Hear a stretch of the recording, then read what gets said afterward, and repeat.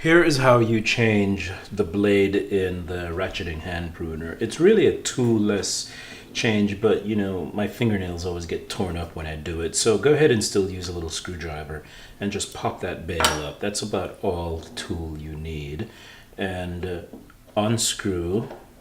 It's really a bolt with a handy little bail to both lock it in place and allow you to unscrew it.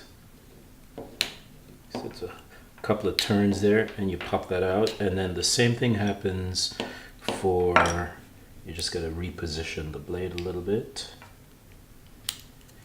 It's the same thing happens for the second screw that holds the back of the blade.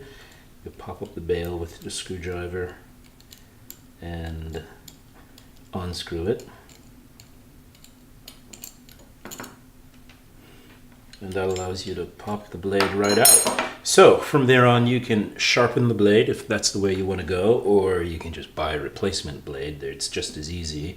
And the opposite is how you put it back in. You slide it in, line up the pivot hole,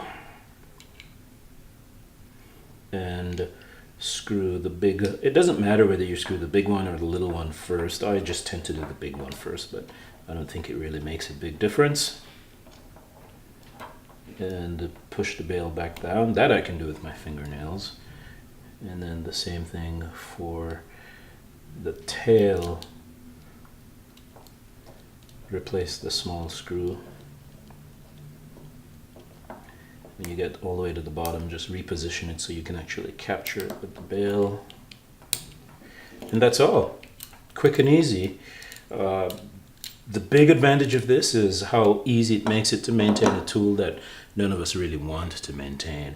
And then the bonus feature on top of that, of course, is you can keep the blade clean and oiled with this little oil-soaked wool pad that lives right in the handle of the tool. One of my favorite tools.